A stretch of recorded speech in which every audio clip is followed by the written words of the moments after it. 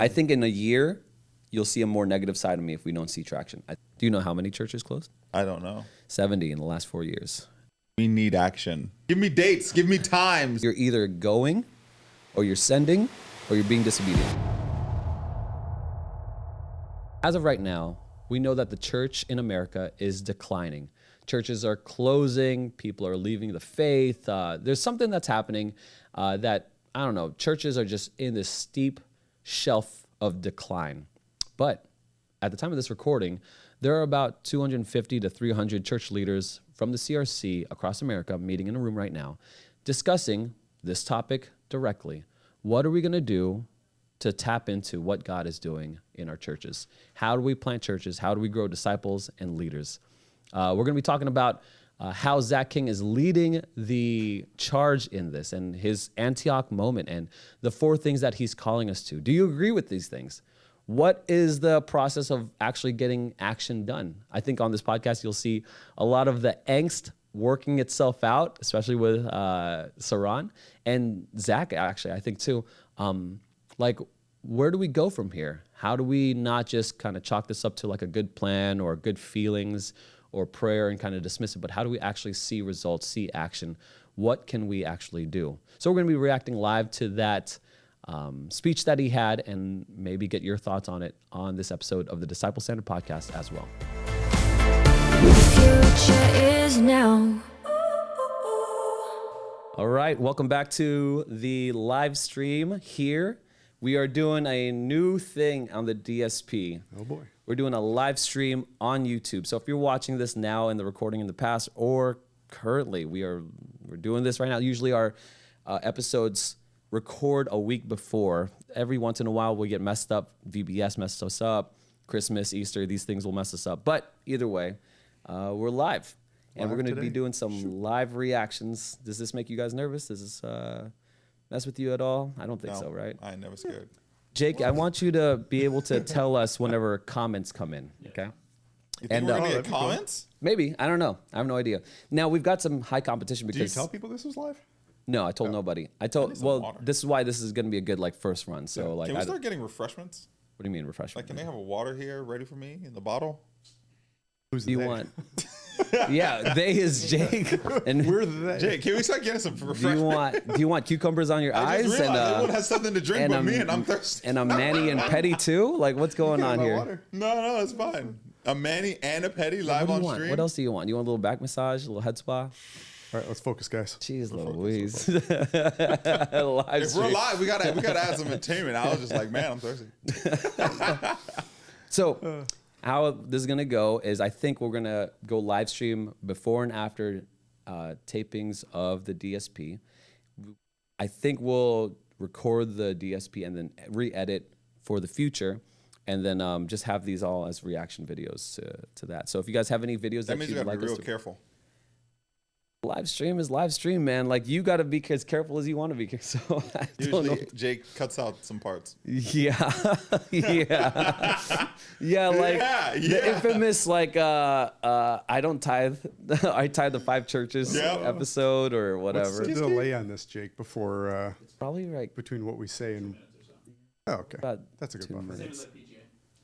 Oh yeah, I guess it is. So you guys stream on. We're on OBS just like you guys, so we'll be streaming. All right, so if you're watching, land the comments. We'll probably be at around the same time until we kind of figure out what we're going to be doing here. Anyway, I'm going to start the live taping of the DSP, and what we're going to do is we're going to react to Synod. Synod is on the topic today, boys. Go on.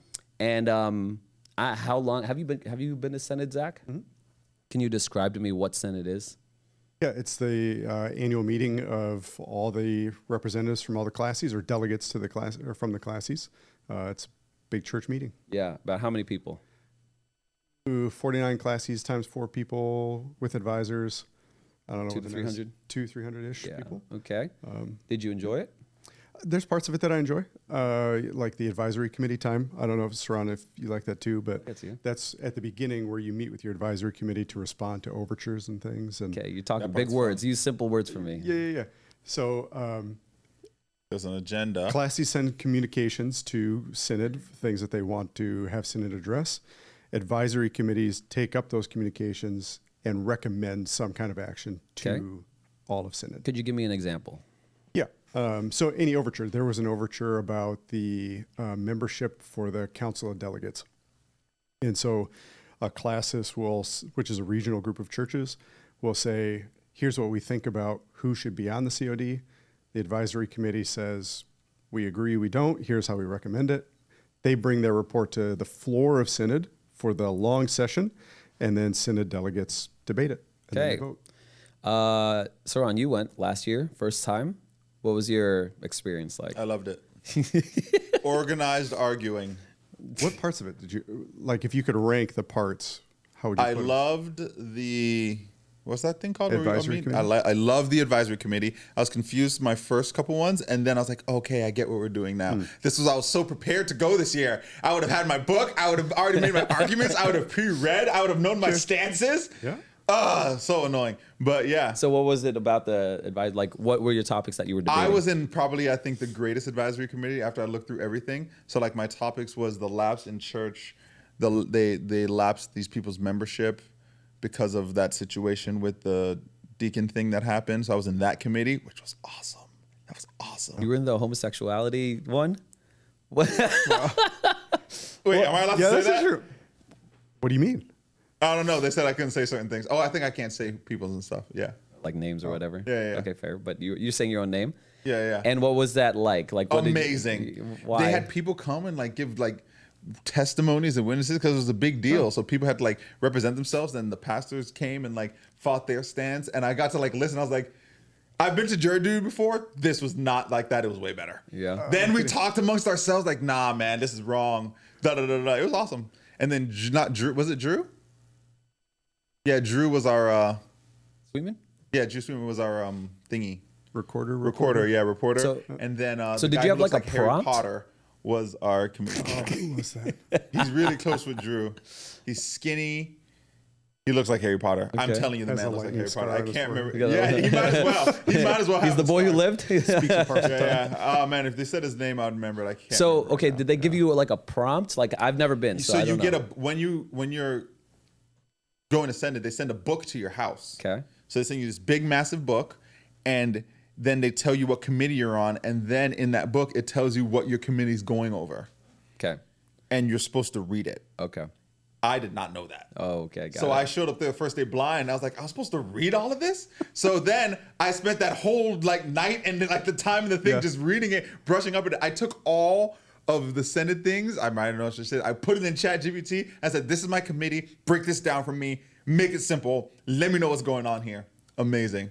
That's why I developed the manual technique. Oh yeah, that's good. The manual. So what I do is like if I have to use something, like even with the soundboard, I take the manual and I put that into ChatGPT, and then I have that project in ChatGPT, and whenever I need to do something, it references the manual for all my questions. You know how sometimes like people will take like Madden and they'll run football seasons 100,000 times just to see like who they predict is going to be the winner. Yeah. I wonder if we put the agenda and all the overtures into Chatty and had them run through like, what's the most likely outcome for Synod for all these things? Oh wow, that'd be cool. Like a predictor of. That's right. Yeah, that's. And awesome. if we just do that historically for like And then we 25 take years, that maybe we find out. And we put it on, what's that thing that people use for betting? Polymarket. Polymarket. And then you do over under %. Just data analysis. We might actually find that nobody has to go anywhere. That's so funny. Yeah. Write our reports and then. AI just decided for that's us. right. Okay, so on the docket this year, they are live at Synod now. We're live here just talking about it. On Saturday, they had addressed what I believe Classes Southeast have been trying to bring up for, a very long time, but in the recent 2 years been more active. And last year it reached its, I don't know, we'll say tipping point. Fever pitch. Yeah. And damn, we like those buzzwords, right? Fever pitch. Anyway, so they were talking about how Synod instructed Zach King to come up with a plan for turning the denomination around, essentially. Maybe I'm being too simplified or whatever, but I mean, like, whatever, just for us to understand. Because if you guys didn't know, if you guys are first-time viewers of the DSP, we have definitely outlined that the denomination has been a big decline. losing churches, losing membership. Scott has seen over the course of years that we've just been in extreme decline. It's been actually falling off a cliff anyway. Last year, we're like, change it up. HSR is done. Let's switch the conversation. So the conversation switched then. Now, that was a year ago. Since then, you guys have been a part of this. We have tried to bolster the kind of grassroots, like, hey, everyone needs to be on board about this. This is the number one problem in the denomination. It's not about being gay or straight or deacons or whatever. It's about like the decline of church membership and the closing of churches. Then we had the Multiply Conference. This was referenced several times. And it was like a nice rally. If you guys remember, I thought it was exciting. It was great. Yeah, it was great. Out of that, I think the best thing that came out of that was 4 letters. Scott outlines this, and it was on stage. Multiply, what is it, boys? Disciples, MDLC. leaders, and churches. That's right, MDLC, Multiply Disciples. Essentially, we could condense it all down to one. We've gone into that in the past. We'll probably go into in the future. But now they have come out with a plan. You have, Saran, you've listened to Tim Sheridan's, speech of it. We're not going to go over that. What's your take on it? What did you hear? And then what's your take on what Tim Sheridan had to say? So this is probably like one of my biggest takeaways from Synod that I didn't like. That after they give all these speeches and all this stuff, they say, and then we just need to pray about it. I'm like, we need action. Like, we need action. Is that where Tim ended? Like, let's just He pray. ended at the very end like that. We still we need to come together. We need to pray at the very, very end. Did he say that in the live section? I think he did, yeah. And then in the written part too, when you read the little thing. So we need to come together and pray. And I'm like, So no action. no, where's the other than real prayer? action, bro? Where's the real action? Give me dates. Give me times. I think I don't want any more committees. No more studies. We are going to plant Chicago. 5 churches. Find a spot. Let's go. I think that all of that led up. There was a lot of action up till that point, though. Like for Tim's, There on was Saturday. a lot of action because, I think it wasn't like Vivi on like one of the committees and stuff, and they're coming up with their plan. Doesn't she get to speak too? I don't think so. I think she does. I think that's why she went up Okay. there. Okay. But she has to give a report on their thing. Well, I think what you're saying is oftentimes we don't know what to do, and so we just kind of hail it up to pray and fast, and there's no real like action to it. But I think on the other side of it, I think there's been a lot of action, a lot of work leading up to just this point. Because remember, a year ago, we just had to get the conversation started, Which is crazy. which is crazy. Like that. A year to start the conversation. Yeah, that's just how things roll, I guess. When you move around a big ship, it takes a long time to turn that ship, you know. So I get your, I don't know, youthful angst right there, right? Like let's just do it. So youthful. So But there's something to it, though. I think that I agree with you. Let's just name some kind of action, like we did at classes this last time, where he said we have this goal over the next 10 years to raise up so many leaders. So I love this about our classes meeting is, okay, how many are you going to raise up? Yeah. Like each church, tell us how many you're going to raise up. Yeah. The how comes after you decide the what. But like to your point, the saying, well, we just got to think about it more and talk about it more. That delays figuring out the how indefinitely. You don't ever have to do anything. yeah, so like indefinite delay is not what we want, not what you want, but that's what you feel like you sense. They're like, okay, you guys can do at least one church. Next Synod, give us a report on that one church you planted. Boom. There's a That's what it should be like that. It's too much.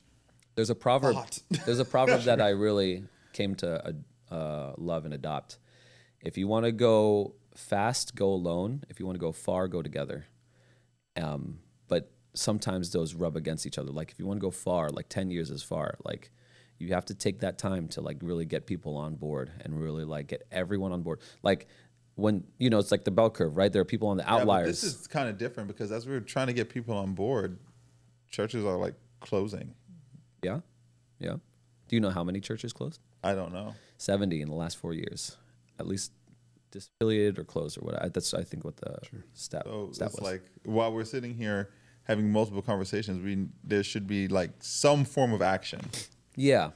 I think this is it, though. I think like we're gonna talk, and then there's a trial phase. We haven't even entered the trial phase of what we're gonna do, and then we're gonna have to go through multiple iterations of what it means to even plant churches and how to do it. to be fair, I think Tim like really held it to them. I think Tim or Zach, I can't remember now. It was like we need everybody to do like I'm not sure if they called out the number like we did at Classis, like at Classis Southeast. If you guys weren't aware, we held each church to a number of leaders that they need to develop, and in the Sunlight, we held each campus to like, okay, how many are you going to bring? You're going to bring 2 a year? That seems pretty low. You know, like we were like, well, that seems pretty low. And then I think just to be self-critiquing, when we hold someone accountable, I'm not sure if there's any repercussions to that. I mean, like just in my brain, I'm like, okay, or else. You know, like I don't know, like that's probably a separate issue. However, yeah, but that kind of like setting that expectation, I think it builds the right kind of culture. So, I mean, the three of us are here, and if we all have this expectation, we're going to raise up leaders. Yeah, if you say you're going to do 5, but you only do 3, we're not going to be like, man, you really failed at that. Yeah. But we are going to, along the way, just be like, hey, who are you talking to right now? Who are you raising up? Right. And so I think that's the kind of thing that needs to happen. And so I don't know what Zach said here. I mean, it would be awesome if he was like, hey, classies, 10 years, each of you have to do 10 churches. Yeah. Or we cut the funding. Or we, well, no, I don't know. Put teeth on it. But just like I don't create this like multiplication kind of culture. Yeah.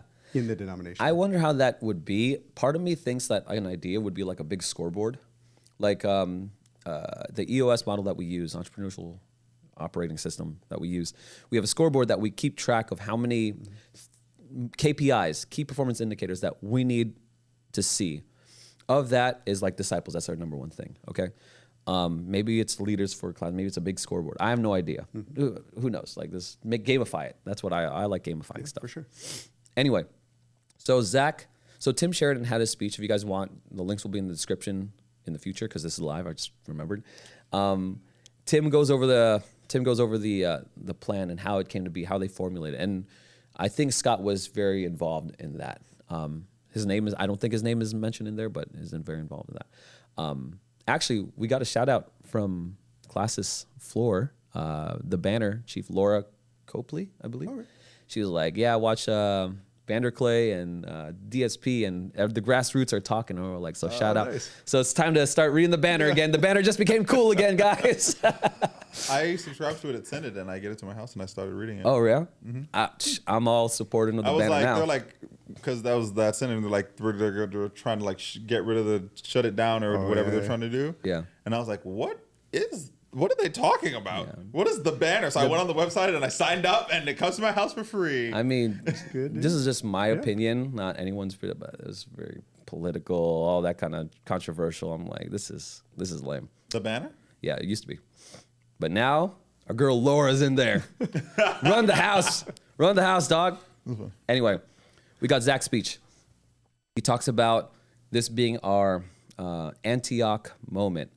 Much like Antioch was in the past, like a catalyst for church revival, church renewal. This is it. So we're going to watch the last like 3.5 minutes of his speech, see what's the final takeaway, and then I'll point out some things that I think were interesting. So Jake, go ahead and roll the clip. Are we watching this in silence, or can we talk about it as a yeah, segment? if you want to pause it, yeah, you go ahead. Okay. This embrace of holistic mission is uniquely positioned the CRC at a time when there is so much distrust in our world of the organizational church. People need to see our convictions lived out in order to believe. The key for renewing our congregations is this holistic gospel mission. It's the foundation for the planting of new congregations and the renewal of our churches. You can go to the next slide. Isn't it amazing how God uses everyday churches in his kingdom mission? But I know you're going to tell me, and in fact, Elaine alluded to it already with her tree analogy. Many of our CRC churches are living on survival mode. I think that's true. In our denominational survey, I learned that a full 35% of our churches, and you can see it on the survey slide there, identify their stage of life as retirement or old age and dying. I would expect that number to be much With higher. empty pulpits, aging membership, I mean, it just seems maybe it's partly like the circles that I run in, but it just seems like there are far more that would be in that retirement age. But again, this is self-reporting, so maybe 35% of them like get it. Yeah. And there's like They're 15 or 20 self-aware. who are Yeah, and then denial. wow, that's a good point. Yeah. That's a really good point. That there are 35% at least self-aware, and then by your assessment, quite possibly way more than that. Was this self-reported, or did they run? He said that Numbers. by I'm not too sure. I don't know how he got those numbers. But yeah, so Yeah, it was interesting. Interesting. Navigating conflict, struggles finding volunteers. It sure would be easy to say, wouldn't it? Let's just take care of our own. Let's just take care of our own. Let's leave this whole holistic gospel, world and life view, planting churches, sharing the gospel. Let's leave that to others. pause. But we pause. can. What church is saying that, bro? What? He's saying it would be easier to say that. Yeah, but what church is There- actually I saying think that? very few explicitly, but the way that they act and the way they feel would be, that's what they're communicating. Okay, I'm about to Yeah. say, man. I'm like, what church is actually saying Which that? is really normal. I mean, if you feel like you're tired and your time is over or whatever, like this thing has run its course. Don't feel like you have the resources to Yeah. branch out. I guess that makes sense because you could see that in old people just normally, like if they're 80, like I'm done, like I'm just withdrawing. Let me go pick up shells and whatever. I don't know, on the beach or something. Go retire to Stewart and Let me my collect shells. yeah. Anyway, let's keep going. Confess that ours is a church called to mission, that we are blessed to be a blessing. Since the first original sin, God has been working through the generations to choose and to gather a people who will crush the head of the serpent and share the good news of God's word. Go Zach. With the young, with the old, with the large and the small, with the thriving and the struggling. All of our congregations, in whatever condition, whatever state, whatever age or life cycle moment they're in, God has given a mission to your church. He's given you a calling.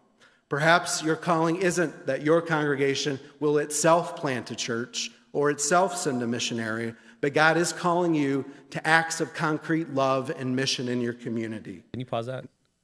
Based right there. That is, I mean, he's not saying it with like intensity, but someone should say it with intensity because, I mean, like if you change that up and you put the emphasis on the wrong syllable, you know what I'm saying? Like it changes the message, but he's right about that. God is calling you to plant the church. Doesn't matter if you're young or old or rich or poor or retired. That's the kind of like, but that's like the reform way to do it right there. That's about. We need a Baptist. we need to get someone else. But yeah, what do you think about that? What do you guys? I agree. Very soft way of saying it. Yeah, the words are good. But I mean, they honestly, do that often. yeah, it's true. It's just not his personality. You know what I'm saying? But I don't know. Yeah. So I don't know if that helps to drive the point of how serious it is. I don't know. Just because there's not emotion in the words doesn't mean that can't be a rallying cry. Like I like that. Did you feel inspired? Absolutely. And here's why I'll tell you. I think we never had this. We didn't have this a year ago. He didn't call anyone to do this. No one did. Scott did. And so that's why I feel like I don't need some kind of a motive, even though I like that, right? Like that's just how I feel like expressively. But if he's actually calling and he can hold them to people, like you don't need all that. Like me advocating for more like energy on it, I'm also at the same time saying like you don't need it. You know what I'm saying? Blood alone moves the wheels of history. Moves the wheels of history. That's what I'm saying. You gotta Dwight Schrute it sometimes. You know what I'm saying? Like So I think I would push back a little bit on the like. It doesn't mean your congregation has to, or is going to be able to plant a church. I think it is. So two things, and if you want to keep watching. But like two things that I'm a little curious about right now is like he talks about the holistic gospel, and maybe he's tying that to like the example before where the teenagers were bringing food to the seniors or something like that. And so, man, anytime we start talking about how like we have to feed people because you can only hear the gospel on a full stomach. it's vague. Kind of thing. It's vague, not sharp. It's not sharp, but it's also like, I don't know, it's just way too easy to confuse mercy ministry with gospel ministry. And mercy is part of the gospel, but it is not the gospel. And so I think it's really easy to like get kind of social advocacy going I put pros in a weird without spot. actually doing gospel ministry. Yeah, like you're not actually sharing the gospel, spreading the gospel. You're just like feeding the homeless, which is good, part of it. It's good, and we're called to it. Called to it. Yeah. But we need to actually use our words to share the gospel. Exactly. And Well, are we spreading the gospel at pros, or are we just feeding the homeless? I think we're doing both. I think we're doing both. That's for sure. Before you get there, though, so that's one thing, the holistic thing. But I also think that, that's right. Thanks, Jake. The other side of it is that, the scope is too big. Like, in some ways, planting a church, multiplying disciples, leaders in churches, is not something that the church as a group does. Like, we don't come together as Sunlight and say, okay, we're going to plant a church. How are we going to do it? I think it's the natural outcome of everybody taking discipleship seriously. So like, okay, a congregation that would be in retirement zone there. Let's say they have 50 people who worship regularly. Those 50 people all have spheres of influence. So it's not about those 50 people coming together and making a plan. It's about 50 people who are actively engaging the people in their sphere of influence for Christ. Yeah. And I know in certain areas, like your community, your circle, like all of that, they all tend to be really Christian. But we all go to the barbershop, we all go to the grocery store, we all go to the doctor's office, we all go all these places. More evangelism. More That's what I evangelism. realized about the cycling. And I mean, so listen, you're never going to get a group of people who don't see the mission as their personal responsibility to ever plant a church organically. What you're going to do is you're going to have a church that says, okay, we got to identify a leader who's going to go out to plant a church. And then that leader is going to take those kinds of like personal evangelistic personality types. He's going to take them with him and they're going to do that. But that's the only way you plant a church. Yeah. I heard I think it's much easier. I heard John Piper say it like this: you're either going, or you're sending, or you're being disobedient. Yeah, beautiful. Go Yeah. Piper. Yeah, I heard that's so. I think your retirement congregation of 50 can do that, right? You're either going or you're sending Or or you're being disobedient. that's right. I always like that framework of thinking about like missions or church planning or discipleship. So you're either going yourself or you're training up someone and sending them. Yeah, or funding, that's sending. funding, Yeah, or okay. praying for, that's sending. You're contending for, struggling for, all that kind of stuff. Talking about them. You're either going Got it. or sending. So right now, if we consider this the mission field, we are going right now. We are in it. We are doing it.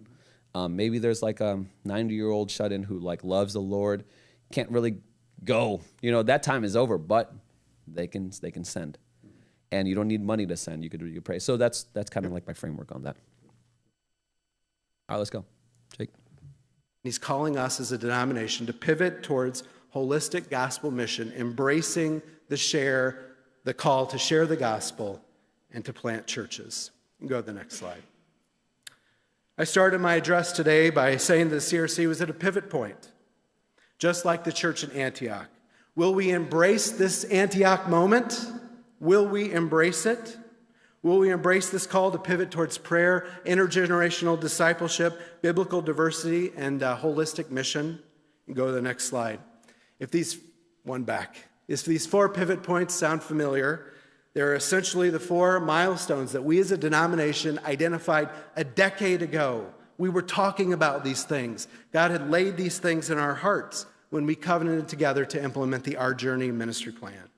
Isn't it amazing how God has already given us a vision 10 years ago for where we are today? All right, pause it there, Jake. Go to the next slide. So I thought this was really interesting. He calls us to 4 things. I don't know if you caught it: prayer, discipleship, intergenerational discipleship, diversity, and planting churches. That's what we felt called to. Diversity in what way? Don't know. I would assume there's a lot of 10 years ago, maybe it was like less colored. I don't know. What you were here 10 years ago. I don't know. Like in the CRC. Oh, increase the diversity. Yeah, increase the visible diversity. I think so. I don't know, quite honestly, but that's where I'm guessing. When I was they there, talk there about was it all the another time. Jamaican guy, and they were like, "You have to meet the other Jamaican guy." Oh, you got to meet the other.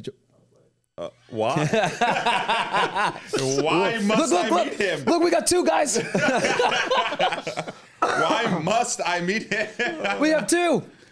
Put it on the board. He was from Texas. He was cool. Though. Take pictures. Are there a lot of Jamaicans in Texas? Not that I know of. You're on. Which threw me off. You don't know this, but you're on 4 publications already, bro. They took your picture. I reached out to grab the other guy's hand. And they're like, yes.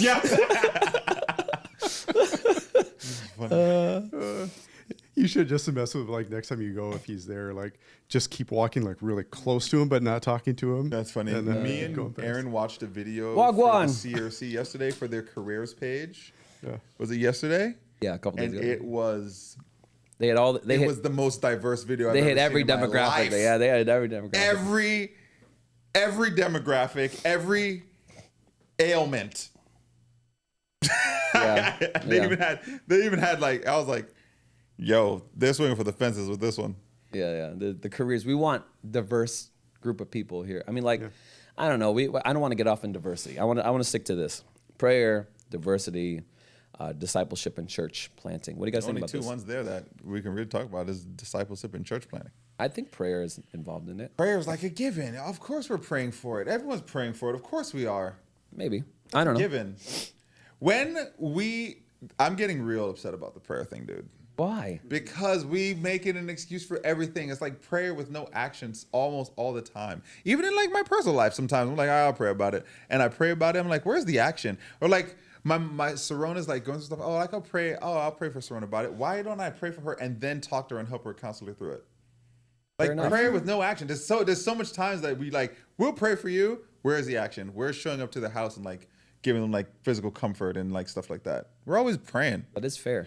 I'm so sorry. I'm not saying I hate prayer. I'm just saying like, You hate come on. you hate the lack of action. Yeah, I hate the lack of like, come on. And oftentimes it is used yes, as we're praying. Yeah. Yes. Yeah.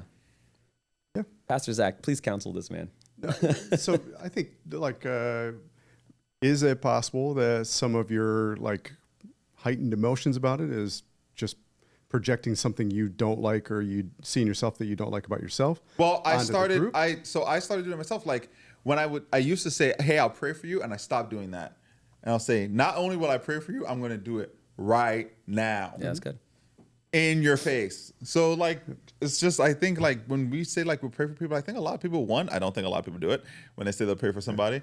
And 2, that's an unfair statement, but that's just something within myself. Yeah. When people say, oh, they're going to pray for, I'll pray for you. I'm like, But I think there's something, I mean, if we can take that to mean more like, hey, we're going to have purposeful, designated corporate prayer time about these things. Yeah. I'm on board for that 100%. that's not what he's saying though. He's saying, pray about this. Well, we don't know what he's no. saying. Yeah, Okay. that's not fair. Yeah. We don't know what he's saying. Like you think about the book of Esther, and I mean, that was a huge call to prayer and fasting, right? When Haman's decree went out, or the king's decree went out.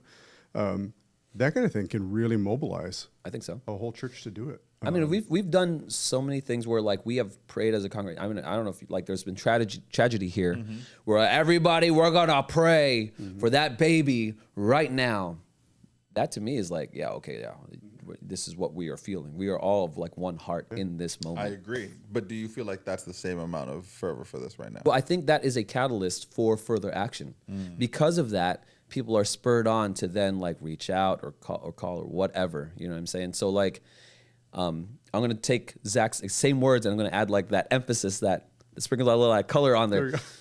Maybe you're projecting your own internal argument. That was much better. Yeah. What are you doing Sunday?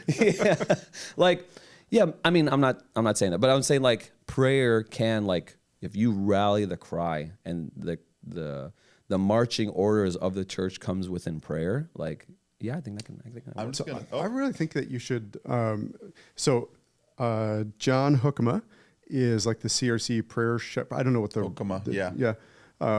but I know like he's always sending out stuff, and they're always asking for like calls to prayer for things. They have prayer people at Synod that pray for people when they're in committees making decisions. Show up. Going, yeah. Like you. I think you'd be a great inclusion there. On the prayer team? Oh, yeah. Not only would you bump up its diversity, but Quota. Hit that quota. but no, really, I think like that kind of, I think that people who join in intercessory prayer, that's what they want. They want action. But they also see that prayer is like the way that God gives us to invite and call and plead for his action. Yeah, even move the heart, right? Prayer will move the heart because when you voice it out loud and you repeatedly voice that out loud with other people, and that holds accountability, and you do it over a set amount of time, it itself is an answer to the solution or the problem, to move the heart into greater desires. Because then when you move the heart, then you move the body. Well said. All right, let's keep going. Have you ever used a lever at a pivot point to do a big job? During my 12 years of missionary work in Haiti, I and my colleagues regularly use steel pipes. We regularly use tree branches, crowbars, and jacks to remove rusty bolts, to free cars from the mud, and to displace large objects. From a certain perspective, the leverage of at a pivot point does miraculous work, the work that God leverages through physics. And now I want to conclude with a question. Go to the next slide. What could happen if God pivots our churches and our communities just like he pivoted the church in Antioch? What if in our congregations we gathered as an intentional community for prayer, pleading with the Holy Spirit from our hearts to renew our congregations for mission? I'll tell you what could happen. I believe God will renew our churches for ministry and mission. That's what could happen. What if in each of our congregations we intentionally develop relationships between young and old, new and mature disciple, to discuss our faith, to pray and to grow together? I'm feeling that. I'm feeling the energy right now. Yeah, no, the energy is at max level right now. Yeah, it's 100 out of 100 right now. It's like you're getting hit in the chest right now, dude. All right, go ahead. What could happen, people of God? We could have so many leaders that we wouldn't find time to receive them all at Synod as we receive our ministerial candidates this year. Amen? What if in each of our congregations we embraced relationships between Anglo, Black, Indigenous, Korean, and Latino? What would happen? What about the Asians? I'll tell you what I think would happen. Sorry, buddy. That we would be living in a thriving community of Diversity churches. hasn't reached that far yet. No, I was just joking. We know he likes the Asians. We know he mentioned the indigenous, not even maybe that's who we are. No, we're just messing with it. Jakes, please roll the video. Yeah, Let's if go. Zach Let's watches go. it, Not I'm to so be a sorry. beloved guys. community witnessing to God's love to our world. What could happen, people of God, if we embraced a vision for holistic mission? A mission to share the gospel and to plant churches. What could happen? I believe that we would witness the destruction of the strongholds of our enemy and the transformation of our lives and the lives of our neighbors. Do you believe that, people of God?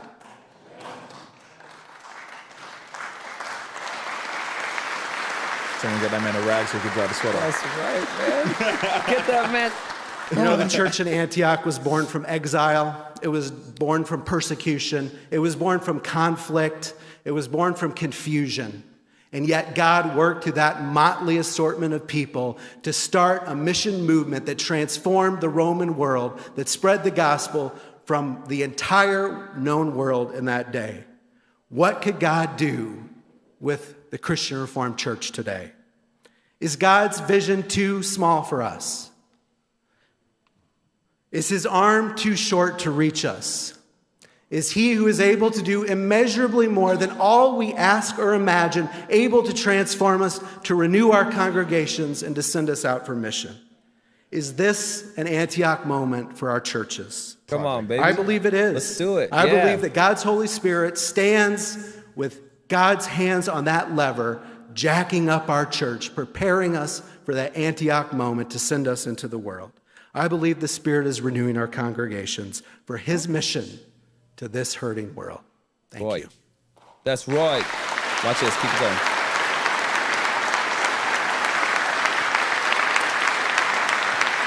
Look at that. Pause. Look at that. Look at that. Right now, I could see one, maybe three people standing up. Who's in the center? That. Huh? That's Scott right there.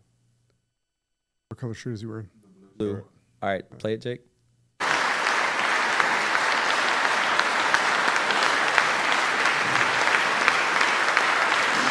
Give that man a standing ovation. Oh, a scream too. That's the Jamaican guy.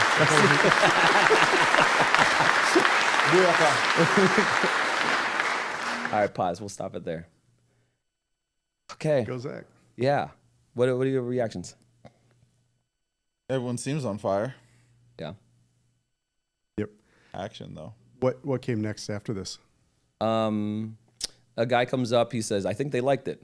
Something like that. And then I don't know. Like I stopped it there. Yeah. But right now is the time to be like, all right, what are you going to do? Right. Like, right. just Action. 10 minutes at your tables. Like, what are you guys going to do? I'm with that, guys. I'm with you. But like, I recognize the work it took to get here. Mm-hmm. You guys remember? They were denying that there was even a decline just a few years ago. Well, even when we were there, they were trying to stop everything from getting Scott from even speaking on the floor. Yeah. Huh? Just like, which is crazy to me. This is crazy, guys. But now we're seeing like our boy Zach King doing the leadering thing. I like it. I'm all for it. For sure. I think he expressed a lot of I don't know. I was gonna say emotion, a lot of emotion. Yeah, relatively speaking. Yeah, relatively speaking, and I don't think there's a plan, but I think there's just a call to arms. That's all there is. That's all that's needed right now, in my opinion, because there was not one last year. Yep, that's a fair point. It's like, did the committee propose a plan of where to go from here? I think so. After the report, what was it? Yeah, so Tim Sheridan actually talked a little bit about that. He said the plan is to do 150 churches in 10 years. Plant new 150 churches in 10 years. Okay. And so how that divides up, I don't know. He even said, like, we don't know how we're going to do this. This is just like what we're aiming for. Do you remember what we said? We called everyone to something similar in MDLC. I forget what we called. I don't remember. I think it was like 200, 250, something. It was a little more ambitious. I'm not. Whatever. Oh, gasp. So yeah, this is definitely a change in direction, at least. You're right, though. We got to get the propellers moving on this thing. We got to get motion behind it. So how that happens, I don't know. If you turn the ship around, it's going in a straight line again. You just said it's a full blast, and there you go. Yeah, I think outlets will help. I think speaking from the position of general secretary will help. I think the banner. I think Vanderclay. I think DSP, if people will listen. One more MDLC conference 2027. Yeah. Realize the year I said? Yeah, 2010. Not this year. Not this year. Why not? Let's run it back this year. We should have already been planning it. Yeah, we did the same thing last year. We put it together in a month. Yeah, we put it together in a month. It's a piece of cake, dude. problem. Piece of cake. Yeah, no problem. Okay. So I agree. I think Was Aaron on the lift throwing banners up last minute? No, he was not. Your read on this and how to see it positively. Well, I like that. Yeah, I think in a year, you'll see a more negative side of me if we don't see traction. I think that's what's going to happen. Yeah. You'll see a positive side of me if we see traction. Yeah, but Okay. where will the traction come from? So good call. Where did traction come from? I think we have to be really sober about this too, and say, okay, what are the things in the past where Synod has rallied and they've really said this is important to us, and then what was the outcome? It's fair. Right. How has a change in sentiment like this, how has it actually unfolded? And some of it is, again, we have to be sober-minded in all of it, but there's only so much that Synod can do. Zach is not our Pope. He can't tell us this is what you're doing now. So I think there's just that, like when Synod's really enthusiastic about something, what's the outcome? I don't have any of that even anecdotally ready to Everyone must plant at least one church in a year and a half. All right, if you that'd be great. let's pause it. Or If your you were, ministry shares triple. first, it's not required, by the way. So there's that. There's that. All right, so let's start here. Okay, that's happened. It is now Thursday. They're still up there deciding. What do you think should be the first thing someone should do? Is the first mover Zach? Is the first mover the class? Is the first mover these people? And what should we be doing? Yeah, that's good. Okay. I actually think the first mover is Scott. Really? Scott needs to. Scott can take the opportunity to stand up and like recount where Synod has been for the last few years. Kind of have his like Mr. Scott goes to Synod moment again. But just saying like, hey, here we were, here we are now. And give a Scott impassioned plea to multiplying disciples, leaders, and churches. But then to invite those who are ready to some kind of like side meeting during the break where they just say, listen, wherever this is going to take us, like we know that it takes a while to move the CRC ship, but right now we're in a lifeboat and we're nimble. Yeah. So what are we going to do right now? Good. And then form a plan for like coming back to your classes, recruiting people that way, personally inviting and recruiting like-minded people within your classes. Just start at grassroots. And I don't say that in a way to like, we need to co-opt this and like just take Grand Rapids out of the picture. That's not the idea. But Grand Rapids would be served really well, and Burlington would be served really well by a group of people who are like doing it and saying, it's working, come alongside what we're doing, or we're here to serve you and with you. I think we've got a couple inherent challenges that we need to overcome, and it's more thinking. It's less action, but unfortunately, but this is where I think we need to come together and have a definition of leader, a definition of disciple, a leader, and a church. I think we got to come together. I think some of that is already formulated, but like everyone, if we're going to raise these things, what are these things is basically what I'm trying to say. It is like feeding the homeless. Did we just raise 10 disciples? Someone would say yes, someone would say no, I think. We spent a lot of time trying to define out what a disciple is just at Sunlight. A lot of time. It was crazy, just the amount of thought. So I don't really want to dive the whole CRC into like what is a disciple, and like we're all going to debate. We spent a lot of thought in leader. I mean, like, and there has been like a lot of debate and all that. Church, I think, is more defined. You could go with the historical church definition. Administrator of the sacraments, preaching of the true word, and then church discipline, which is just authority. So if we plant those things, okay, what are we looking at? So that's probably easier. But disciple and leader was probably a leader is probably more defined too. Someone with Article 23 or higher, probably more defined.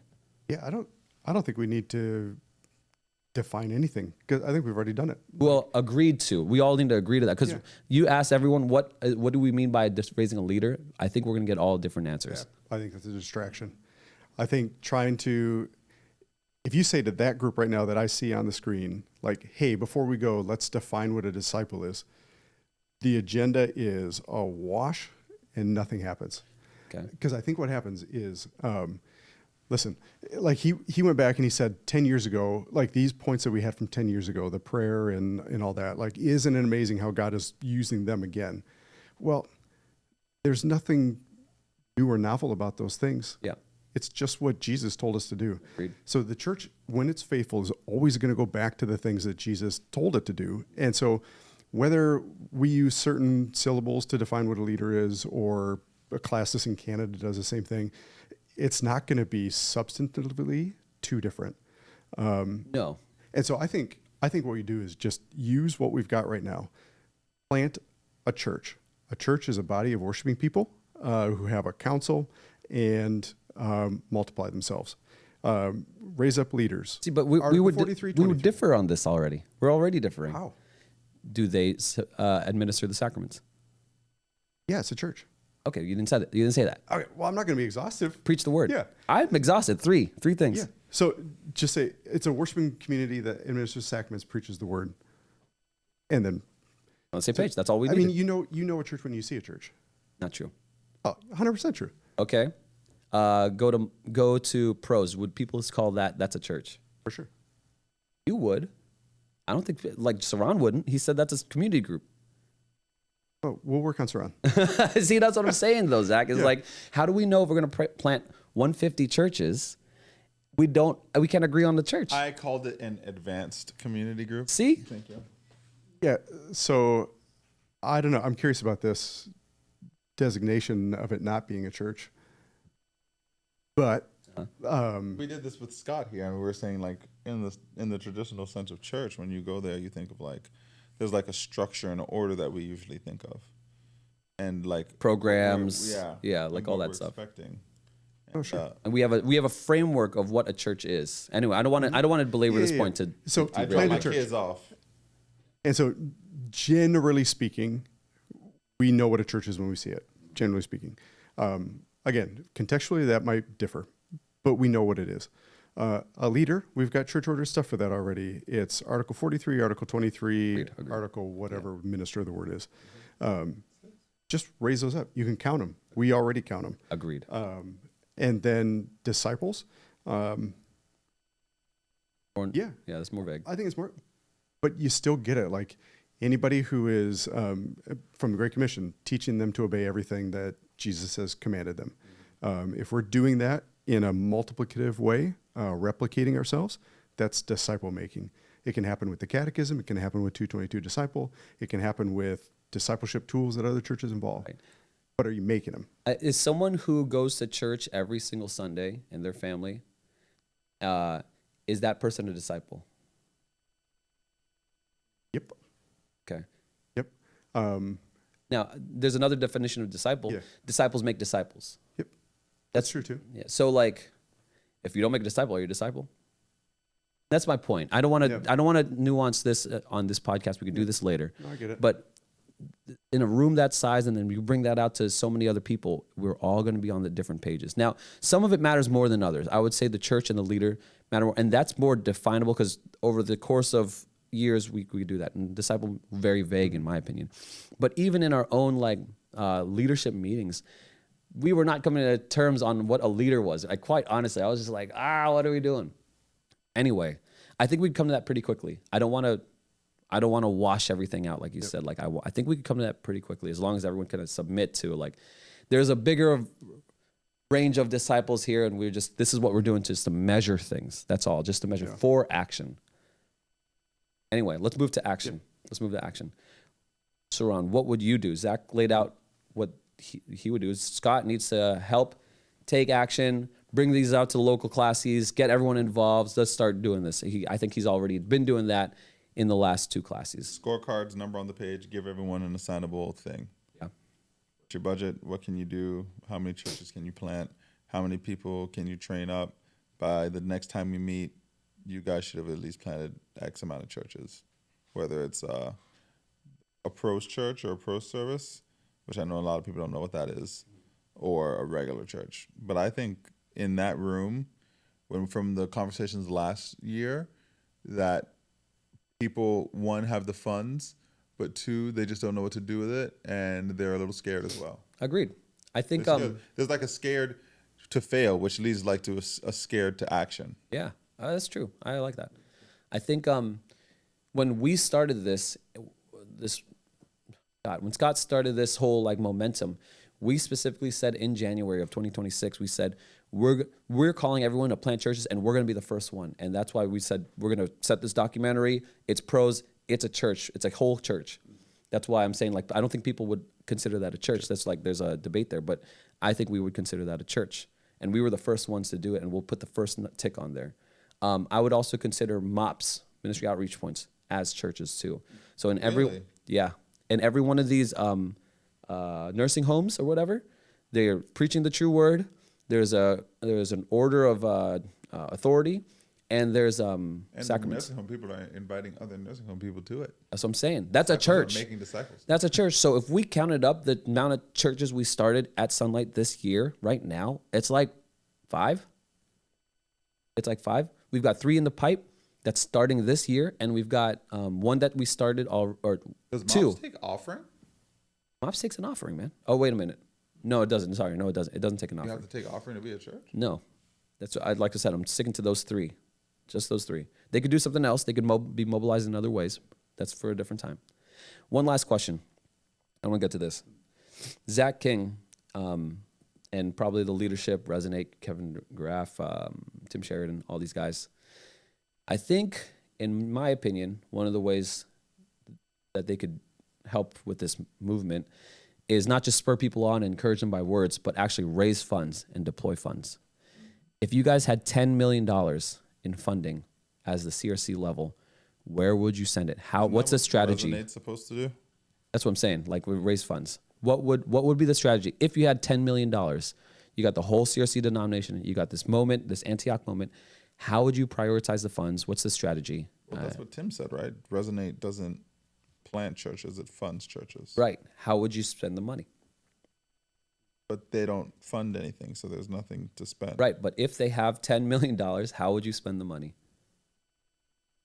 Probably, I don't know what you're asking, but I think I'm asking, I if would you had go. $10 million. you would need people who are on a committee who know how to plant churches and know what that demographic of that area would need. I would make it a legit Antioch moment. So Antioch, what happened is they were a motley crew of people who were there, all sent out because of persecution. They all gathered together. Pirate ship. Ahoy! Motley. There might be pirate shirts included. But you remember the Holy Spirit interrupted worship one day and sent out their best leaders. So imagine how hard that was for Antioch. Like, you're sitting under the preaching of the Apostle Paul for a full year, and then he's like, Holy Spirit told me I got to go. Gotta go. And I'm taking Barnabas with me and these other guys. But the best people never want to leave. Nah, usually don't want to leave because they're comfortable. It's true. Maybe. So huge, I would say, like, from an earthly point of view, there's a huge departure of talent from the Antioch church. And it results in, like, what we read in the book of Acts, right? So let's actually do that.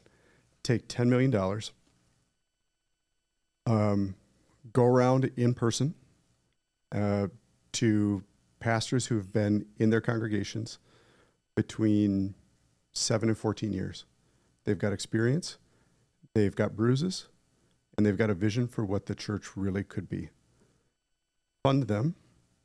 I don't know what the right amount would be, but use that $10 million to fund them as church planners. Encourage them, along with their churches, so you'd have to talk to councils too, to take 25 of their most engaged congregants to go plant a church. Nice. Then you go to Like what we do with the seminary and you say, hey, everybody, we planted 50 churches with this $10 million, whatever.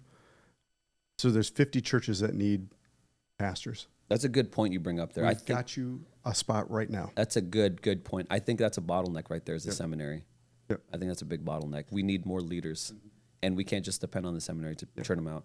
And maybe part of that $10 million is saying, hey, pastor, before you go to plant this new congregation, give us the names of 3 people in your congregation right now that will pay to go to seminary. Yeah, or there something you go. like that. Yeah, right? I think seminary is a bottleneck. I don't think to be a leader, you have to go through seminary because some of those articles can be attained without that. They want you to, though. That's one of the big things Absolutely. at Synod, that they don't want to. They want everyone to, not everyone, but everyone to go to seminary. Yeah, and it's good to an extent, but I think it's a bottleneck. I think we got to think other ways. That's personally. If That's we were to be something- effective that's at something doing that this. the CRC really prides themselves on, is the educational aspect of everything. I mean, yes and no. I mean, yeah, you could get No, not yes and no. Not yes and no. You know what?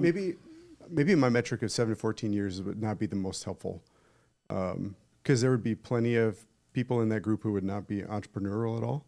And if they're leaving a congregation that's really comfortable, they would just establish a congregation that's comfortable too. Find out some way to identify like who has actually caused some growth in their congregation. I agree with that. And so then, I mean, that's a big ask. I mean, that'd be like the denomination coming to Scott and saying, hey, we need you somewhere else.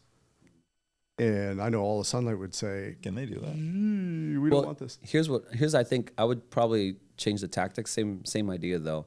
I'd go to Scott and be like, okay, you're obviously like a spoke on a wheel, the center spoke of the wheel, sending things out. Could we fund you to go plant other churches?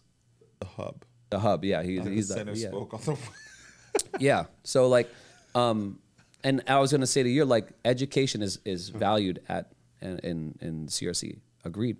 But education is not only attained through the seminary. Your most valuable education for church planning is actually church planning.